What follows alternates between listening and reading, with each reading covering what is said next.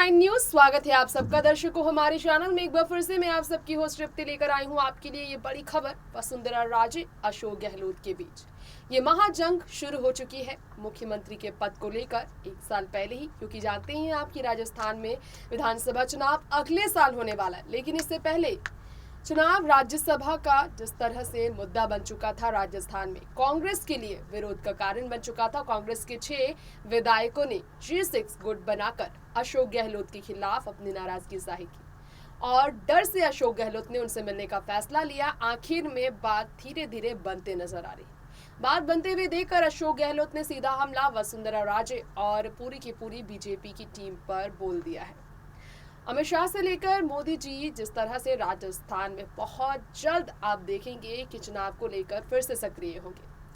मोदी जी को चुनावी चेहरा बनाने का फैसला लिया गया था। वसुंधरा राजे की जगह पर सचिन पायलट के लिए द्वार भाजपा की तरफ से खोल दिया गया था। जेपी नड्डा राष्ट्रीय अध्यक्ष होने के नाते खुद जब 3 दिवसीय के दौरे पर आए थे, उदयपुर में हुए नवसंकल्प चिंतन शिविर के ठीक बाद, कांग्रेस के चिंतन शिविर के ठीक बाद भाजपा ने शिविर रखने का फैसला लिया और यहां पर सचिन पायलट और अशोक गहलोत की नाराजगी का फायदा उठाने का काम किया गया। यही इल्जाम अशोक गहलोत की तरफ से वसुंधरा राजे पर लगे, पार्टी पर लगे। लेकिन वसुंधरा राजे और सचिन पायलट ये वो 2 नाम हैं जो ये आपस में कभी भी डायरेक्ट एक दूसरे के साथ जुबानी जंग पर आप सबको नहीं दिखे होंगे। एक दूसरे के सामने ये दोनों जब भी होते हैं तो आदर सम्मान के साथ नजर आते हैं, लेकिन अलग अलग पार्टी में होने के कारण इनका एक दूसरे पर इल्जाम लगाना जाहिर सी बात है राजनीति में होने की वजह से एक विषय बन जाता है। लेकिन वसुंधरा राजे पर अशोक गहलोत का इल्जाम लगाना कई बातों की तरफ इशारे करता है। तो वसुंधरा, जिन्हें सीएम कैंडिडेट को बनाने के लिए पूरी तरह से जेपी नड्डा, सतीश पूनिया तैयार नहीं थे, उस वसुंधरा राजे पर सतीश पूनिया पर किस तरह से इल्जाम लगाया जा रहा है, अशोक गहलोत और वसुंधरा के बीच ये झगड़ा किस तरह बढ़ रहा है और कैसे एक बार फिर से विधानसभा चुनाव आने से पहले से ही राजस्थान में कांग्रेस सक्रिय होकर काम कर रही है। सचिन पायलट जो खुद हार मानकर पीछे हट गए हैं, अशोक गहलोत और वसुंधरा राजे के इस जुबानी जंग से हटकर सचिन की नीति यही है कि वो विधायक जो कि नाराज थे, जो पायलट गुट नाराज थी, उसे धीरे धीरे अपनी ओर खींचे। लेकिन उसमें भी उन्हें नाकामी ही मिली है। किस तरह से ये जानने के लिए देखिए ये स्पेशल रिपोर्ट। वसुंधरा राजे पर कई आरोप लगे भारतीय जनता पार्टी पर, क्योंकि वसुंधरा राजे जहां अशोक गहलोत को अपने निशाने पर लेती नजर आई, वहीं कांग्रेस पार्टी की तरफ से कई आरोप वसुंधरा राजे और भाजपा पर लगे। राजस्थान के बीजेपी के प्रदेश अध्यक्ष सतीश पूनिया है और साथ ही में वहां पर उपाध्यक्ष है वसुंधरा राजे, पूर्व मुख्यमंत्री है वसुंधरा राजे। सतीश पूनिया के अलावा वसुंधरा राजे को सीएम कैंडिडेट बनाने की बातचीत अगले साल विधानसभा चुनाव 2023 के लिए लगातार जारी है। राष्ट्रीय अध्यक्ष जेपी नड्डा ने भी इस मुद्दे पर 3 दिवसीय दौरे करते हुए राजस्थान में चर्चा की थी।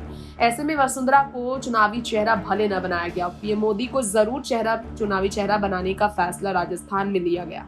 लेकिन ये भी तय है कि वसुंधरा राजे के समर्थक भारी तादाद में खिलाफ है कि अगर सीएम कैंडिडेट वसुंधरा राजे को नहीं बनाया जाता है तो वो बीजेपी में रहेगी। ऐसे में वसुंधरा को खुश करने के लिए जेपी नड्डा और सतीश पूनिया उनके साथ ही 3 दिवसीय दौरे के दौरान नजर आए।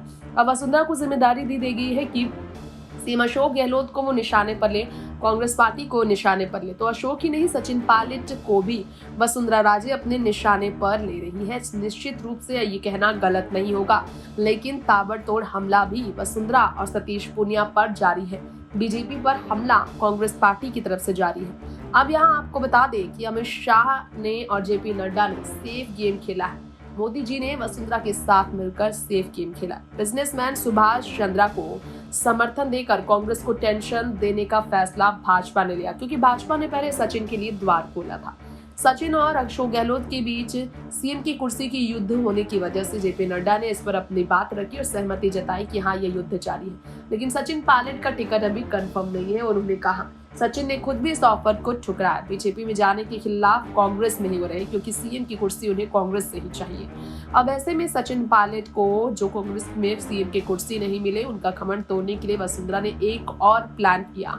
भाजपा बाकी नेताओं के साथ मिलकर, जो लगातार वो कांग्रेस के कार्यकर्ताओं के खिलाफ भाजपा कार्यकर्ताओं के साथ मिलकर प्लान बना रही है, उन्होंने कांग्रेस को लेकर बड़ा प्लान किया। अब कांग्रेस इतनी ज्यादा डरी है, इतनी ज्यादा परेशान है कि कांग्रेस की तरफ से भाजपा सुभाष चंद्रा के लिए वोट करने के लिए कांग्रेस व निर्दलीय विधायकों की खरीद फरोख्त करने के प्रयास में जुटी है, ये बताया जा रहा है। तो समझिए जरा, सोनिया गांधी, राहुल गांधी और प्रियंका जो कि 9 संकल्प चिंतन शिविर में नजर आए थे उदयपुर में, और वहां पर फैसला नहीं हो सका था सचिन और अशोक के दूरियों पर।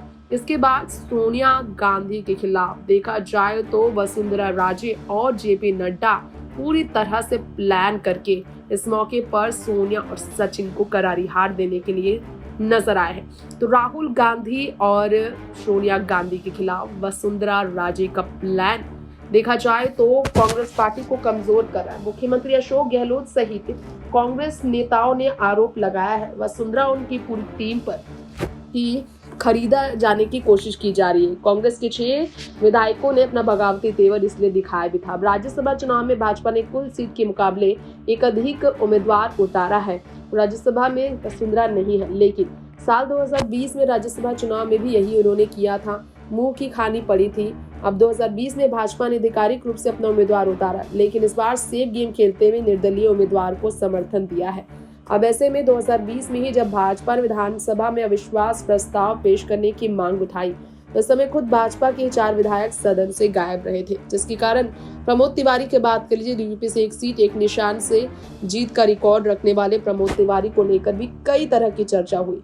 तो यहाँ आप सबको बताना चाहेंगे हमारी इस रिपोर्ट में कि बदले हुए तेवर साफ नजर आ रहे हैं। खासतौर पर सुभाष चंद्रा की बात कर लीजिए, भाजपा का समर्थन जिन्हें मिला है। हरियाणा से राज्यसभा के सांसद की अगर बात की जाए तो सुभाष चंद्रा हरियाणा से निर्दलीय राज्यसभा सांसद है। अब उन्हें देखा जाए तो हरियाणा में नंबर गेम इस बार पक्ष में नहीं होने के कारण चंद्रा ने राजस्थान से भाजपा से राज्यसभा चुनाव लड़ने की रणनीति बनाई और उन्हें समर्थन भी मिला। तो ऐसे में आरएलपी के 3 विधायकों का सपोर्ट बीजेपी को मिलता है, कुल संख्या 74 हो जाती है। फिर 41 विधायकों की वोट से घनश्याम तिवारी की जीत पक्की बताई जा रही है। भाजपा की बचे 33 वोट चंद्रा के समर्थन में पड़ने की उम्मीद है। फिर निर्दलीय के वोट और चाहिए होंगे। विधायकों में तोड़फोड़ के अलावा जीत का समीकरण बैठता खास नजर नहीं आ रहा। नेक्स्ट 9 न्यूज़ से तृप्ति की रिपोर्ट।